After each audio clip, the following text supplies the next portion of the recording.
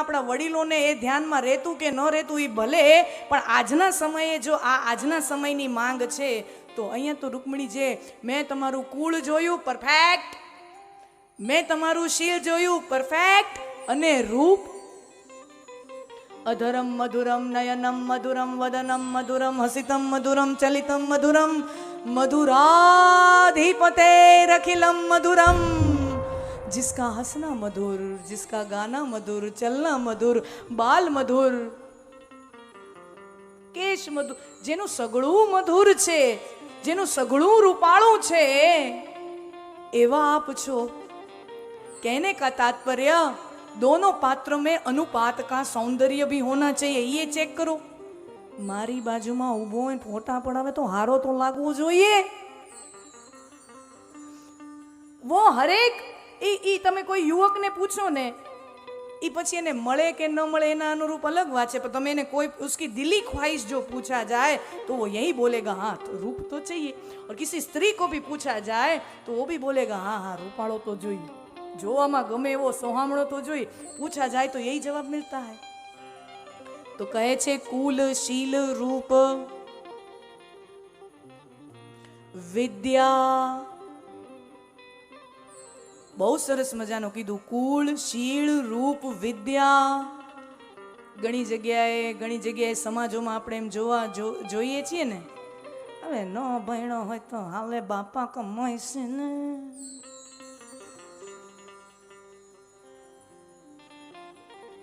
आज के समय की जो मांग है, और विशेष कहना पड़ेगा समाज में बेटियां पढ़ती जा रही हैं, आगे बढ़ती जा रही हैं, पढ़ती जा रही हैं, पढ़ती जा रही हैं, ये भणती जाए छे, उच्च स्तरનું ગુણવત્તાનું ये ભણતર ભણતી જાય છે। એજ્યુકેશનમાં તમારે ત્યાં પણ તમને અનુભવ હશે, ભારતભરમાં યુનિવર્સિટીના જે માસ્ટર ડિગ્રીની જ્યાં વાત આવે, યુનિવર્સિટીના કોન્વોકેશનમાં હવે પુરુષો કરતા સ્ત્રીઓનું પ્રમાણ વધી ગયું છે, પુરુષો કરતા સ્ત્રીઓનું પ્રમાણ વધી ગયું છે। कहने का तात्पर्य बेटियां पढ़ती जा रही हैं અને ઓલા રખડ્યા જ રાખે। હા, બેટિયા પડતી હે, શું કામ? છોકરીઓને ખબર છે કે અમારે કંઈક અમારું એસ્ટાબ્લિશ કરવું હશે ને, અમારું કંઈક કમાવું, यानी पैसा कमाने की बात नहीं है, समझना। હું એમ નથી કહેતી કે સ્ત્રી છે ને એ પૈસા કમાય ને તો જ એની કિંમત છે, બાકી એની કિંમત ના, मेरा ये जरा भी तात्पर्य नहीं है कहने का। જો પરિવાર અત્યંત સુખી હોય અને એવી કોઈ જરૂર ના હોય તો કાંઈ વાંધો નહીં, એને એની ઈચ્છા, એને ન જવું હોય, हर चॉइस, अगर उसकी इच्छा मर्जी नहीं है, नहीं काम करने की, उसकी इच्छा है, सम्मान करना चाहिए। પણ હું ત્યાં સુધી કહું, સ્ત્રી કમાય કે ન કમાય એનાથી એનું મૂલ્ય નક્કી નથી થતું, પણ હું એટલું કહું હરેક સ્ત્રીને અને હરેક દીકરીના માતા પિતાને, હું એટલું તો જરૂર તમને કહું, આ સમાજની દીકરી તરીકે, તમારી સ્વજન તરીકે, તમારી નાની બહેન ગણો, મોટી બહેન ગણો, દીકરી ગણો, જે ગણો, એ રૂપે હું તમને કહું કે કોઈ સ્ત્રી કમાય કે ન કમાય એના ઉપરથી એનું મૂલ્ય નક્કી નથી થતું, પણ હું દીકરીને અથવા એના માતા પિતાને હું એટલું કહીશ કે તમે તમારી દીકરીને સાસરે વળાવો ને એ પહેલાં એને એટલી તો સમર્થ જરૂર કરીને મોકલો, ભલે ત્યાં જઈને એને કમાવાની જરૂર પડે કે ન પડે, પણ ન કરે નારાયણ એના જીવનમાં અમુક એવા પ્રસંગો ઘટિત થઈ જાય તો એ પોતાના પગ ઉપર પોતે ઊભી રહી શકવી જોઈએ। उतना समर्थ आप अपनी बेटी को बनाओ, फिर उसको विदा करो। ई आ करे काम न करे हूँ ये बात ज नहीं करती, एनी चॉइस है,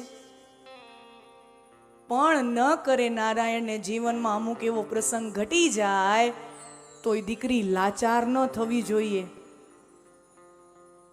तमे छो बराबर, तमे नहीं हो पछी तमारा घर भाई भाई भाई क्या पता, माता पिता होय ने त्यां सुधी दीकरी कदाच एने सासरे अनुकूल कंईक न होय अथवा पतिनुं अवसान घणा कारणों होई शके ने, कारणों तो हूँ अहींया गणावी न शकूं, एटला कारणों आवी शके।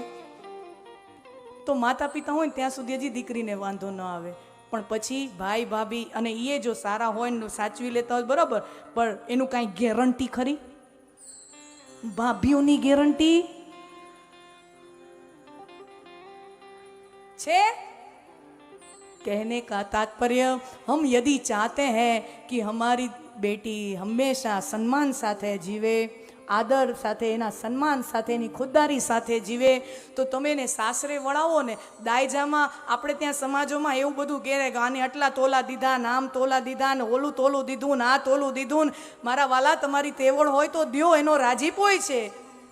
ભગવાને તમને શક્તિ આપી હોય, તમે તમારા દીકરાઓને આપો તો પછી દીકરીઓને આપો, એની કોઈ ના નથી, તમે કરો. પણ સૌથી મોટો દાયજો ને સૌથી મોટું કરિયાવર તમે તમારી દીકરીને કાંઈ આપી શકો ને તો એ 2, 5, 10, 20 તોલાના સોનાના પથરા નથી. ઈ તમારી દીકરીને એવી તમે લાયકાત વાળી બનાવો, એવી સમર્થ બનાવો, એ સૌથી મોટું કરિયાવર તમારા દીકરી માટે એ છે.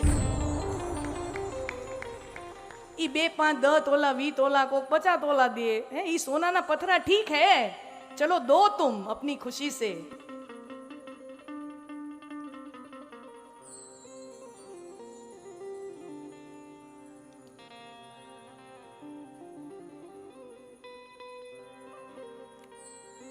કુલ, શીલ, રૂપ, વય, વિદ્યા, દ્રવિણ અને ધામ. અને છેલ્લા 2 તો આપણે જોઈએ છીએ. દ્રવિણ માને બેંક બેલેન્સ કેટલું, પૈસા કેટલા, ને ધામ માને બંગલો કેવો. એ તો સમાજમાં આપણે જોઈએ છીએ, એટલે એ તો કહેવાની કાંઈ. શ્રી કૃષ્ણ, મેં તમારી અંદર આ 7 વસ્તુ જોઈ અને મેં નક્કી કર્યું કે ત્રિભુવનમાં તમારા જેટલું શ્રેષ્ઠ મારા માટે બીજું કોઈ નથી. बहुत सुंदर है रुक्मिणी पत्र का भाव. रुक्मिणीजीना पत्रने वंदन करिए, આગળની કથામાં પ્રસ્થાન કરીએ. રૂકમણીજીના વિવાહ ભગવાન સાથે થયા અને શ્રી કૃષ્ણ અને રૂકમણીના વિવાહ થયા. રૂકમણી દ્વારા શ્રી પ્રદ્યુમ્નજીનો પ્રાદુર્ભાવ થયો. ભગવાનને ત્યાં પ્રદ્યુમ્નજીનો જન્મ થયો, દીકરા. ભગવાનના અન્ય વિવાહોની કથા છે.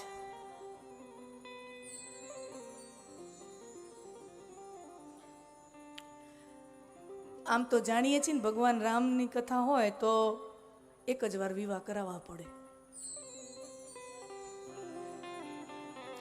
રામકથામાં ભગવાનના વિવાહ એક જ વાર કરવા પડે, કારણ કે ભગવાન રામના વિવાહ હાથમાં વિવાહની રેખા કેટલી હતી? અટલીક. ભગવાન રામના હાથમાં વિવાહની રેખા કેટલી હતી? અટલીક.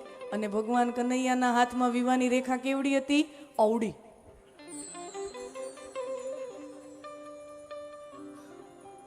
श्री कृष्ण के हाथ में विवाह की रेखा. ભગવાનના અન્ય વિવાહોની કથા છે. ઘણી વખત આપણે આપણા નજીકના લોકો માટે ઘણું બધું કરી છૂટતા હોઈએ, આપણા સ્વજનો માટે, જ્ઞાતિજનો માટે, સમાજ માટે ઘણું બધું કરતા હોઈએ, પણ ઘણી વખત એવો અનુભવ થાય, જે વ્યક્તિ સમાજના જાહેર જીવનમાં હોય એને ઘણી વખત અનુભવ થાય કે આપણે સમાજ માટે લોહીનું પાણી કર્યું હોય, પણ ઘણી વખત એ જ સમાજના લોકો આપણી કદર કરતા નથી. આવા અનુભવો બધાયને થતા હોય. આપણે જાણીએ છીએ ભગવાને પોતાના સમાજ માટે, પોતાના લોકો માટે બહુ કર્યું. અરે, પોતાના લોકોની રક્ષા માટે પોતાની જન્મસ્થળી છોડીને, રણ છોડીને આવ્યા. દ્વારિકામાં પ્રસંગ છે. અન્ય વિવાહોની કથામાં જઈએ છીએ. દ્વારિકામાં પ્રસંગ છે. દ્વારિકા નગરીમાં